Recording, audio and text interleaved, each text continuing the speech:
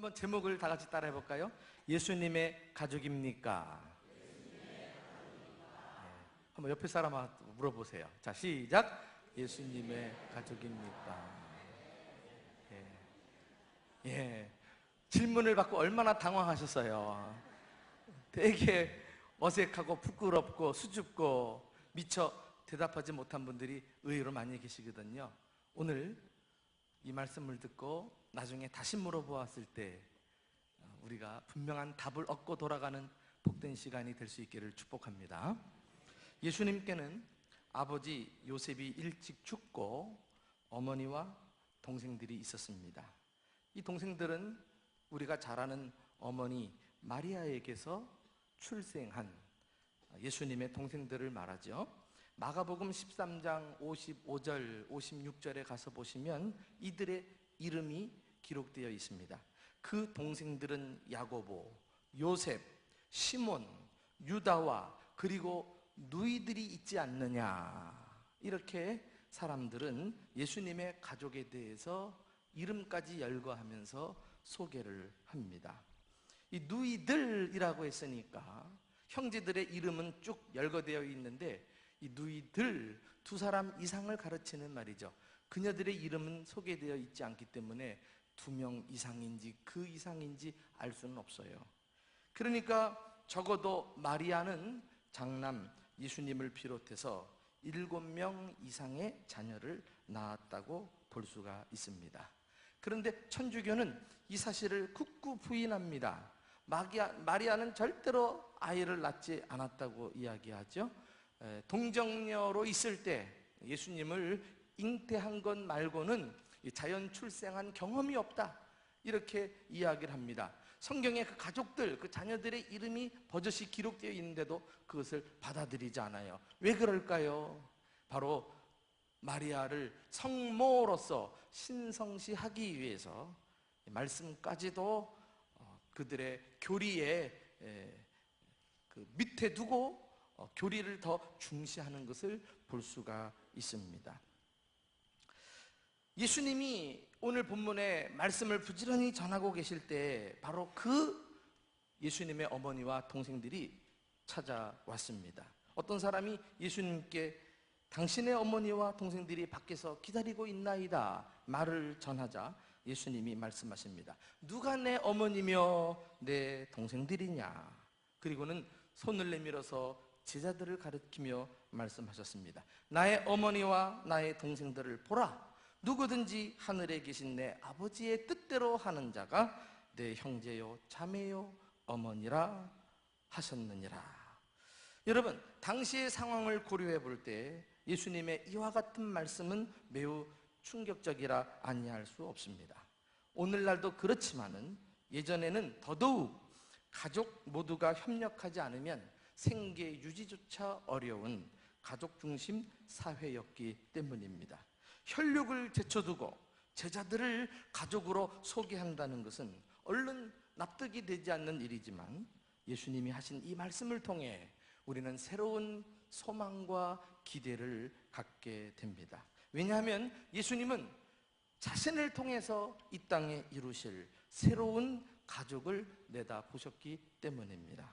과연 예수님의 가족과는 무엇일까요? 누가 진정한 예수님의 가족일까요?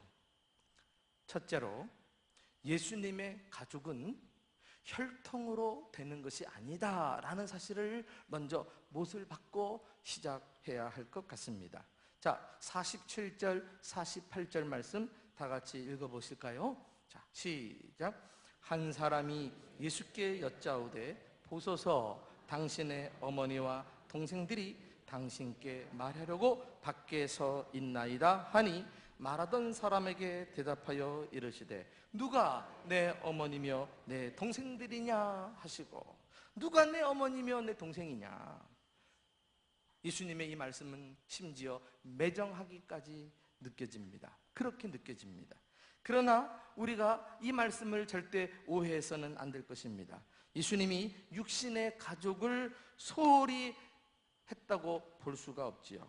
왜 그럴까요? 복음서 전체에 보면은 예수님은 당신의 이 가족을 얼마나 잘 돌보고 사랑하고 책임 있게 가족의 일원으로서 살아가셨는지 보여주고 있습니다. 누가복음 2장 51절에 가서 보시면 예수님은 12살 소년 시절부터 나사렛 고향에서 그 부모님을 순종하여 받드시더라, 이렇게 부모님께 순종하고 효도했던 그런 효심 있는 소년으로 성경이 그리고 있습니다. 또 마가복음 6장 3절에 가서 보시면 예수님이 그 어머니와 동생들에 대해서 얼마나 책임을 잘 감당하고 있는지, 동네 사람들은 예수님을 가리켜서 뭐라고 불렀냐면 이는 마리아의 아들 목수가 아니냐, 이렇게 호칭을 하거든요. 아버지 요셉은 세상을 일찍 떠났는데 예수님은 소년 가장이 되어서 목수의 일을 하면서 가족들을 먹이시고 기르셨고, 동네 사람들은 그것을 눈여겨볼 수 있었던 것입니다. 예수님의 가족 사랑은 요한복음 19장 26절에 가서 절정에 도달합니다. 십자가에 달려 고통당하실 때 그 겨를이 없는 상황에서도 예수님은 당신의 어머니를 기억해 내십니다. 운명하시기 전에 제자 요한에게 어머니를 모시도록 부탁하고 숨을 거두신 것은 너무나 유명한 일화입니다. 예수님이 그러하셨다면 예수님을 믿는 사람들도 자신의 가족을 누구나 사랑하고 돌봐야 할 책임이 있습니다. 디모데전서 5장 8절은 이렇게 우리가 가족에 대한 의무를 설명하고 있는 말씀을 보게 됩니다. 누구든지 자기 친족, 특히 자기 가족을 돌보지 아니하면 믿음을 배반한 자요 불신자보다 더 악한 자니라.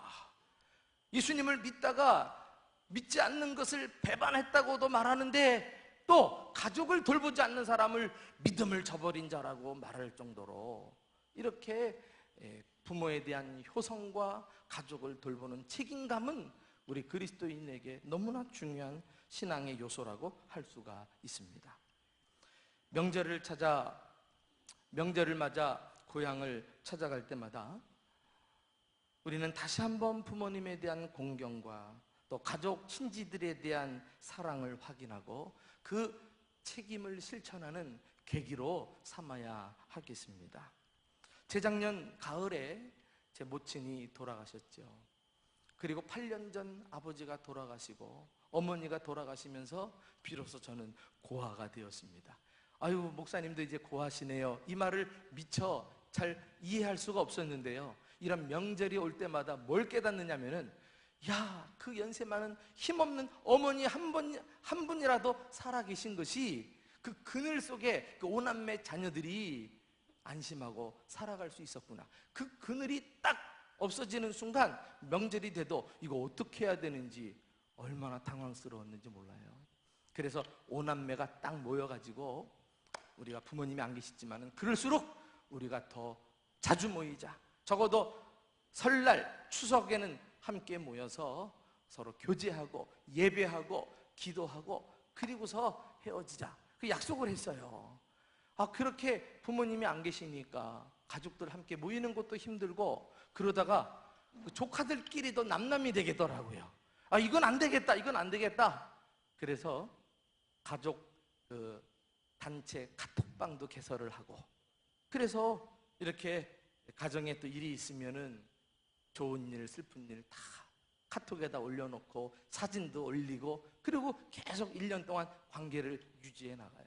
그러고서 얼굴을 뵈니까 저도 명절 휴일 다녀오고 어제 밤에 이제 내려왔는데 오히려 피곤한 게 아니라 힘이 나요. 재충전이다. 이게 가족의 힘이구나. 이런 사랑을 듬뿍 느낄 수가 있었습니다. 여러분, 그러나 이렇듯 가정을 돌보는 것이 중요한 일임에도 불구하고 예수님은 육신의 혈연에만 매여 있었던 분이 아니라는 사실을 우리는 깨달아야 하겠습니다. 예수님은 그보다 훨씬 더 넓은 고상한 영적인 가족관을 가지고 계셨습니다. 우리는 본문의 예수님을 통해 혈연을 넘어 영적인 확장된 가족을 만나보게 됩니다. 여러분, 이 사실 아십니까? 예수님을 믿는다는 것은 새로운 가족이 생기는 것입니다. 나도 예수님의 가족이 되고 또 옆에 예수님을 믿는 지체들이 예수님의 가족이 되어 하나님 아버지를 모신 가족 공동체를 이루며 사는 것입니다. 에베소서 2장 19절 말씀 우리 한번 다 같이 읽어보실까요? 자, 시작. 그러므로 이제부터 너희는 외인도 아니요 나그네도 아니요 오직 성도들과 동일한 시민이요 하나님의 관속이라. 이 관속이란 말 어려운 단어인데 요즘 말로 말하면 가족을 말해요. 가족. 너희는 이제부터, 예수 믿고 난 이제부터 우리가 새롭게 깨달아야 하는 것은 내가 하나님의 가족이구나. 저분도 하나님의 가족이구나. 그래서 신앙생활 잘 한다는 것은 혈연 가족을 넘어서서 확장된 가족관을 가지고 영적으로 우리가 하나님 아버지를 모신 가족임을 고백하면서 그것을 삶 가운데 경험하며 누릴 때 그것이 온전한 신앙생활이라고 할 수가 있습니다. 예수님은 더 구체적으로 오늘 본문에서 두 가지로 진정한 가족에 대해 정의를 내려주고 계십니다. 자, 예수님의 가족은 혈연으로 되는 것이 아님을 우리가 이미 깨닫죠. 이제 두 번째로 예수님의 가족은 예수님을 따르는 자들입니다.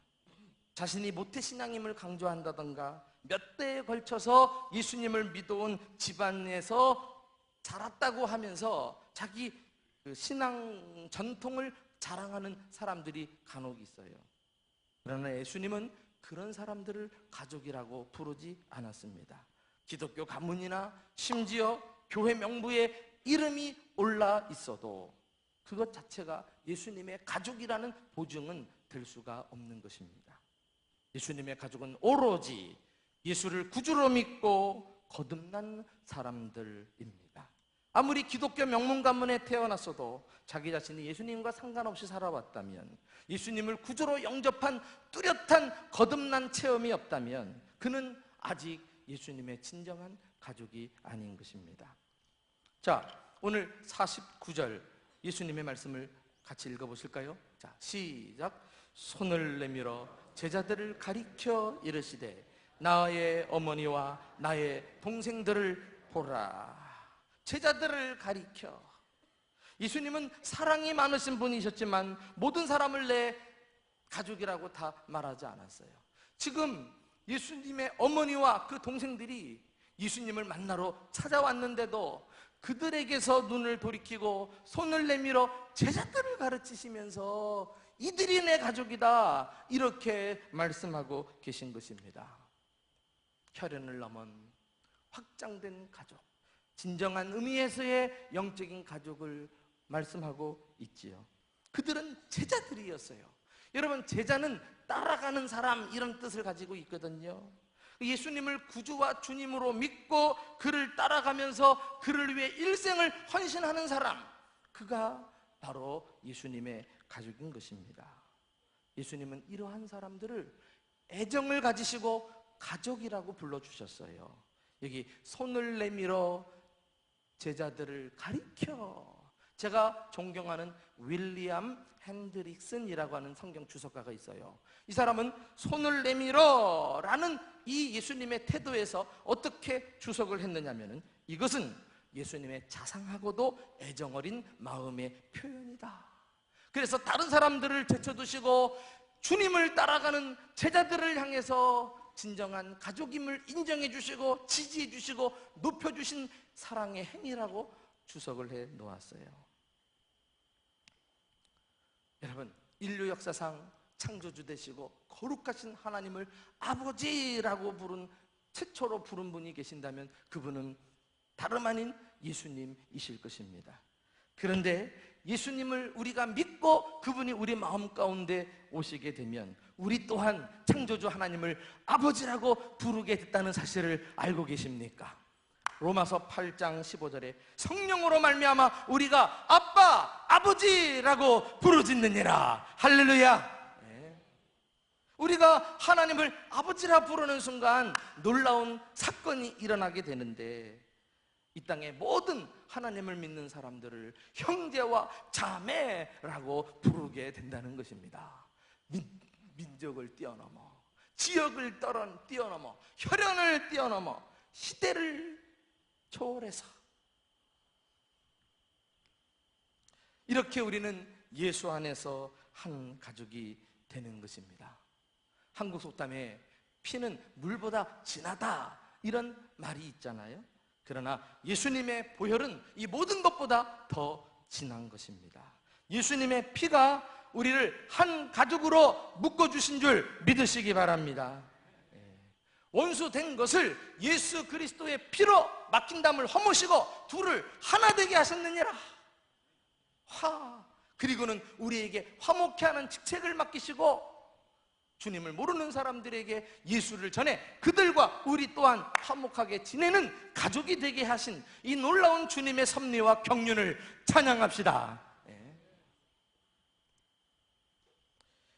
여러분, 가족은 서로 사랑합니다. 형제 자매들이 잘 지내게 되면 누구보다도 아버지가 가장 기뻐하시고 흐뭇해 하십니다.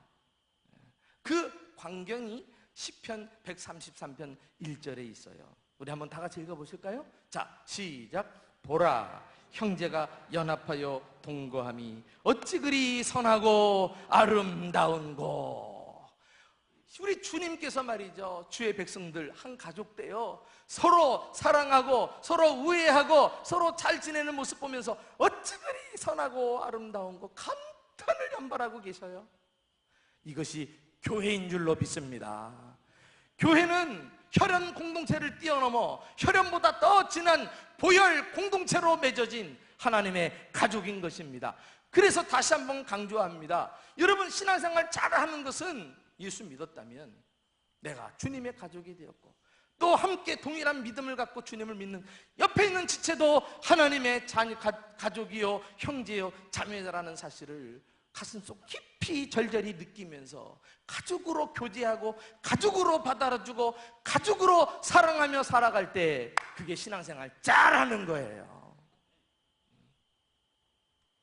혈연 가족이요, 그 중요하죠. 그러나 여러분, 혈연은 이 땅에서만 통하는 관계라는 사실을 아십니까? 그러나 보혈로 맺은 주님의 가족은 이 땅에서뿐만 아니라 천국에 가서도 영원히 주님의 가족으로 함께 지낸다는 사실을 기억하시기 바랍니다.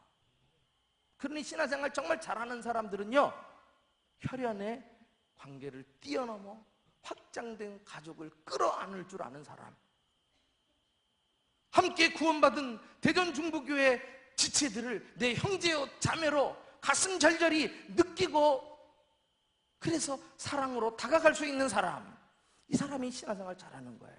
혹 여러분 주일날 한번 예배 딱 드리고 관계를 서로 세워나가지 못하고 그냥 홀로 나 홀로 순식간에 사라지고 하는 이런 성도들 계십니까? 죄송합니다만 그렇게 해서는 우리가 가족임을 경험할 수 없습니다.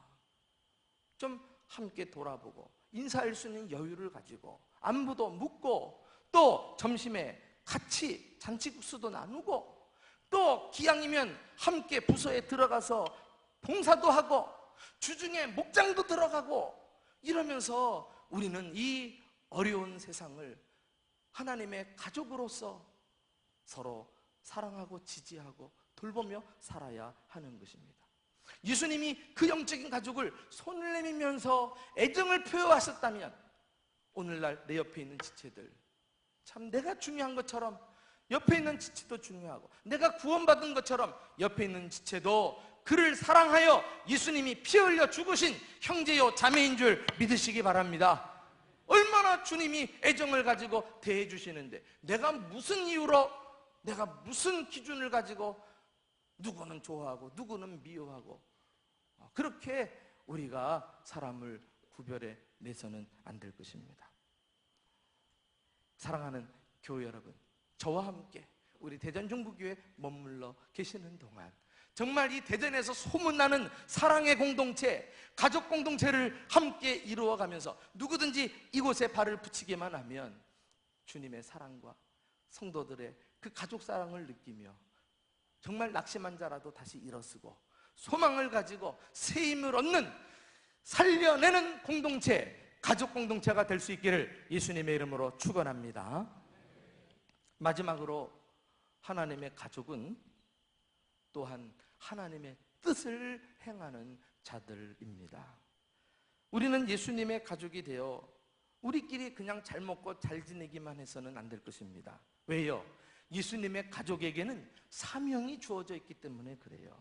그것은 아버지의 뜻을 행하는 것입니다. 자, 우리 마지막 구절 50절을 다 같이 읽어보실까요? 50절, 자, 시작. 누구든지 하늘에 계신 내 아버지의 뜻대로 하는 자가 내 형제요 자매요 어머니니라 하시더라. 아버지의 뜻대로 하는 자, 아버지의 명령대로 하는 자, 그가 영적인 진정한 가족이라는 것입니다. 아버지의 뜻, 주님의 명령은 무엇일까요? 성경에는 우리가 양보할 수 없는 하나님의 명령이 두 가지가 나옵니다. 그 첫째가 소위 지상명령이에요. 자, 마태복음 28장 19절 20절, 여러분들이 잘 아는 구절입니다. 자, 우리 다 같이 한번 읽어보실까요? 자, 시작. 그러므로 너희는 가서 모든 민족을 제자로 삼아 아버지와 아들과 성령의 이름으로 세례를 베풀고 내가 너희에게 분부한 모든 것을 가르쳐 지키게 하라. 예수님께서 십자가에서 승리하시고 부활하신 다음에 승천하시기 직전에 이 땅에서 제자들에게 이 명령을 주고 하늘로 승천하셨죠. 다시 말해 가서 모든 족속에게 복음을 전해라, 이런 명령입니다. 그래서 이것을 우리는 지상명령이라 그래요. 지상명령, 이 땅 위에서 주신 명령이란 뜻이 아니라 지극할 지자 그리고 윗상자, 가장 큰 계명이라는 뜻이에요. 그래서 영어에서는 이 명령을 The Great라는 말을 써요. 위대한, The Great Commission이라고 그래요. Great, 위대한 명령이라고밖에 달리 표현할 수가 없을 만큼 하나님의 가족 공동체에는 가서 모든 족속으로 제자를 삼고 복음을 전해야 될 사명이 주어진 줄 믿으시기 바랍니다. 그러니까 나 한 사람 구원받은 것으로, 또 내가 사는 한국 사람만 내 제자 삼으라고 주님이 말씀하지 않았어요. 우리가 주님의 가족이 된 순간부터 우리에게는 모든 민족, 모든 족속을 대상으로 제자를 삼고 그들 또한 영적인 가족으로 만들어야 될 책임이 우리에게 주어진 것입니다. 그래서 모든 주님의 교회는 세계 열방을 품는 교회여야 돼요. 저 시골에 들어가 있는 교회도, 별 볼 일 없는 나약한 교회도 그들이 가진 꿈만큼은 세계를 품는 교회여야 돼요. 그래야 그게 진짜 교회고 생명력 있는 교회예요. 여러분, 왜 우리 교회가 강단 뒤에 이렇게 세계 지도를 두고 우리가 다 같이 보면서 예배를 드립니까? 이게 그냥 보기 좋으라는 디자인입니까? 그렇지 않지요. 저는 가양동 언덕 위에 교회가 세워져 있지만 우리의 관심은 가양동 이 건물에만 매이지 않고 세계를 품으라고 이렇게 우리가 세계 지도를 보면서 오늘 예배드리고 있는 것 아니에요? 이 지상명령, 우리가 수행할 곳을 찾아가는 것 아니겠어요? 우리는 이 사명을 이루기 위해서 소위 2020 비전을 가지고 20년 동안 앞으로 매년 선교사를 파송한다. 그리고 한 해 한 해 성실하게 이 사명을 감당해 왔어요. 이 비전은 어떻게 보면은 지상명령을 이루기 위한 안전장치라고 할 수 있어요. 이 비전조차 없었으면 우리의 비전은 구호로만 끝나고 하나도 실행할 수가 없는데, 부담되는 일이지만 거룩한 부담감을 가지고 이것 때문에 고민하고 씨름하고 그러다가 또 파송하고 여기까지 오는 거 아니겠어요? 우리가 이제 지난해 파송해야 될 선교사를 조금 더 우리가 정보를 찾고 검토하는 바람에 이제 해를 넘겨서 이제 3월달 안으로 우리가 파송을 곧 앞에 두고 있어요.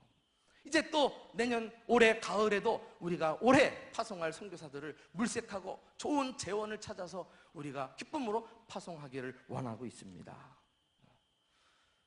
이것이 교회가 하는 일이에요. 이것이 영적인 주님의 가족이 분명히 해내야 될 위대한 사명이라고 할 수 있어요. 그러나 세계 선교는 또한 내 옆에 있는 사람에게서부터 시작된다는 사실을 기억하십니까? 예수님께서 성령을 받고 예루살렘과 온 유대와 사마리아와 땅끝까지 이르러 내 증인이 되리라 말씀하셨을 때 그 시작은 예루살렘에서부터, 지금 우리가 서 있는 이 지역에서부터 출발할 것을 주님이 말씀하고 있습니다. 우리가 사는 예루살렘은 대전이 아닙니까? 대전만 해도 인구 150만, 그리고 기독교 인구가 35만 명이에요. 교회 숫자가 2,300개가 넘습니다. 곳곳에서 밤마다 십자가를 볼 수가 있는데요. 그러나 우리가 그리스도인으로서 더 많은 사람들이 아직도 주님을 알지 못하고 하나님의 가족이 되지 못했다는 이 불행열정과 안타까움을 가지고 우리는 더더욱 내 지역을 전도하는 일부터 매진해야 되겠다는 각오를 갖게 됩니다. 여러분, 우리가 60년 가까이 가양동 언덕 이곳에 우리가 교회를 우뚝 세웠지만 아직도 이 골목을 지나가는 사람들, 저 시장 한복판에 있는 무수히 많은 사람들이 아직도 주님 우리 안에 들어오지 못했다는 사실을 보고 우리는 무엇을 느끼십니까?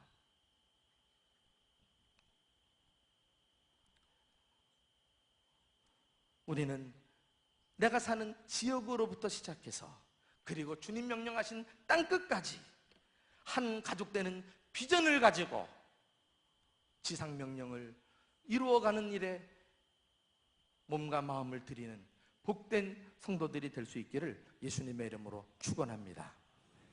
그리고 세 계명이 또 있어요. 세 계명. 이 세 계명을 우리는 위대한 계명이라고 말합니다. 그래서 여기서도 the great라고 하는 말을 영어 사람들은 써요. Great Commandment라 그래요. 위대한 계명. 그것이 뭐죠? 세 계명 아닙니까? 자, 예수님이 직접 말씀하신 계명이에요. 요한복음 13장 34절 다 같이 한 목소리로 읽어보실까요? 자, 시작. 새 계명을 너희에게 주노니 서로 사랑하라. 내가 너희를 사랑한 것 같이 너희도 서로 사랑하라. 여러분, 이 말씀을 주셨을 때 이 상황은요, 대단히 중요한 순간입니다. 우리는 구약 성경에서 모세가 하나님의 율법을 받기 위해서 시내산에 올라가서 십계명 두 돌판을 가지고 온 사건을 누구나 알 수 있어요.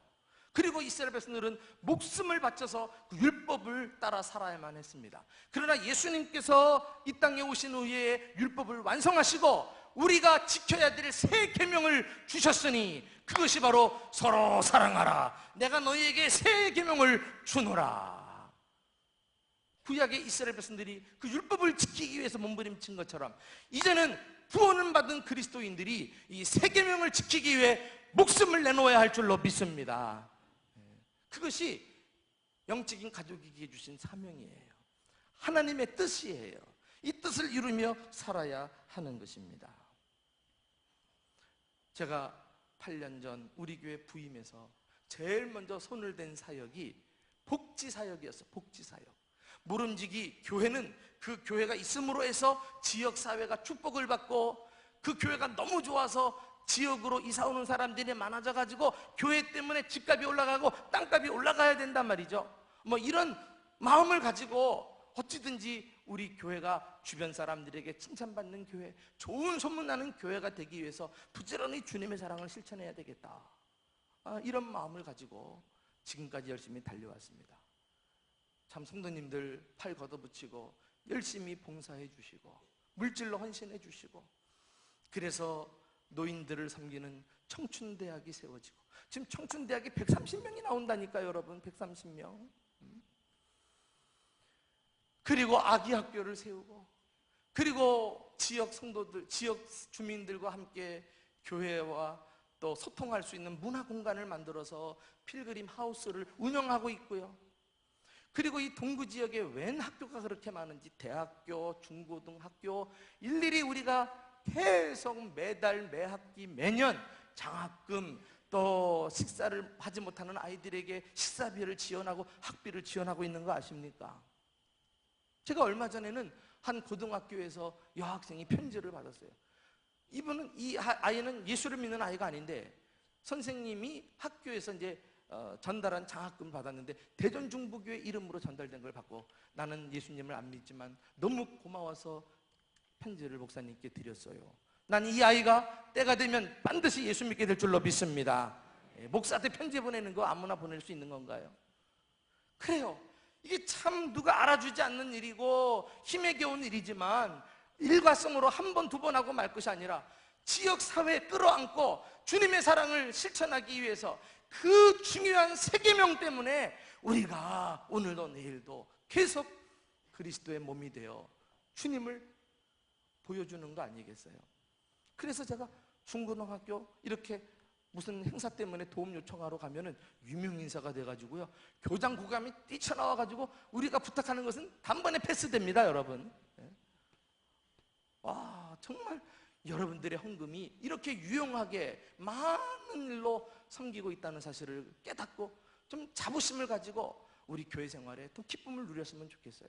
겨울에는 겨울대로 가양동, 비례동 구제 대상자들을 찾아서 통장님들의 협조를 얻어서 우리가 쌀을 막 280포대 계속 300포대 가까이 지원을 하고 있잖아요. 우리 하나님의 영적인 가족인 우리 그리스도인들에게는 무슨 일을 하든지 이 하나님의 뜻을 염두에 두고 두 가지를 늘 질문하며 우리가 살았으면 좋겠어요. 어떻게 전도할 것인가? 어떻게 사랑할 것인가? 요 두 가지를 물으면서 이 두 가지를 이루어내려고 몸부림치면 하나님께서 먼저 그의 나라와 그의 의를 구하는 자에게 이 땅의 모든 것을 더해 주시는 축복을 우리에게 주실 줄로 믿습니다. 우리는 이렇게 하나님의 뜻을 따라 살 때 주님의 인도와 공급과 인도를 받으면서 살아가게 돼 있는 하나님의 자녀들이에요. 예수의 가족이에요.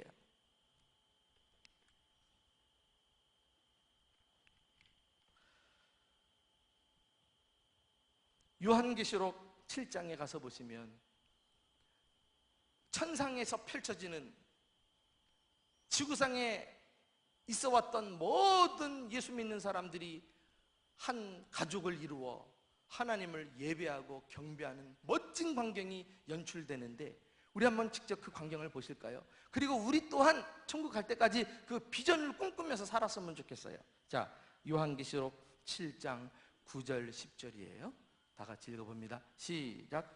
이 일 후에 내가 보니 각 나라와 족속과 백성과 방언에서 아무도 능히 셀 수 없는 큰 무리가 나와 흰옷을 입고 손에 종려가지를 들고 보좌 앞과 어린 양 앞에 서서 큰 소리로 외쳐 이르되 구원하심이 보좌에 앉으신 우리 하나님과 어린 양에게 있도다.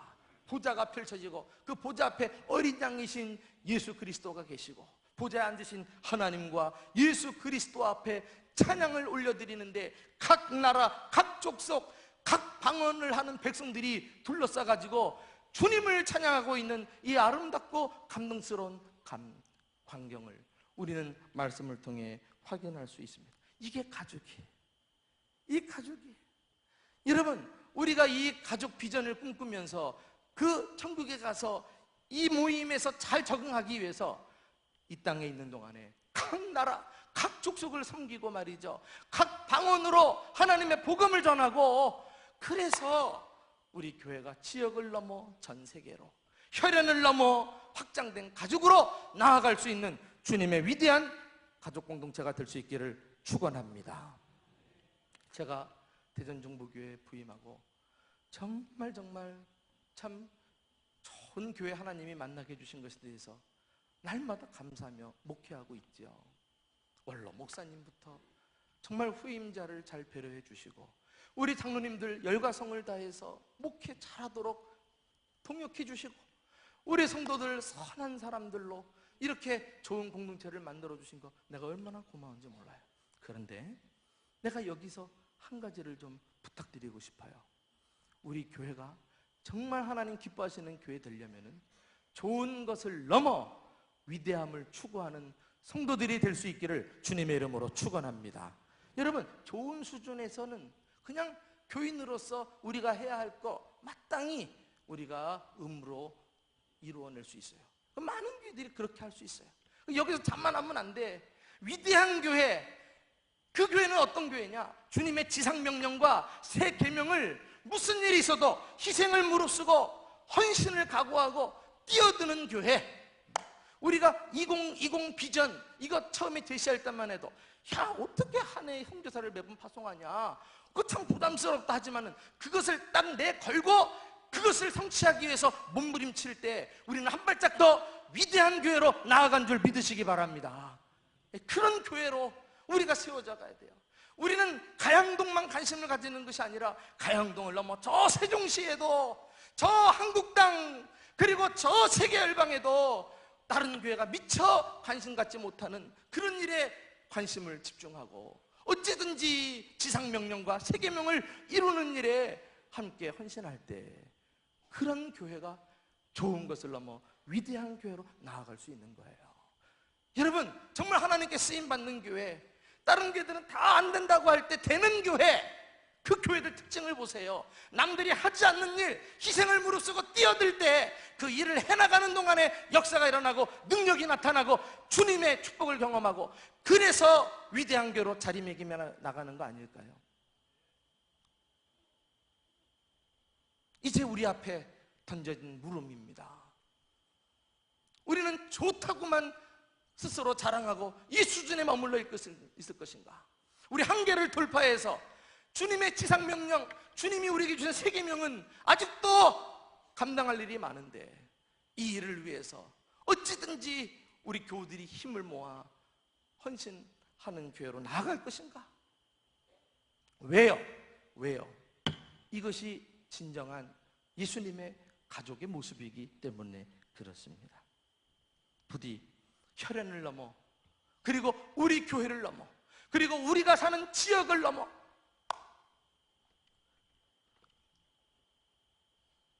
천상의 하나님의 가족 공동체의 비전을 꿈꾸면서 모든 열방이 예수님이 가족이 되는 그 날이 올 때까지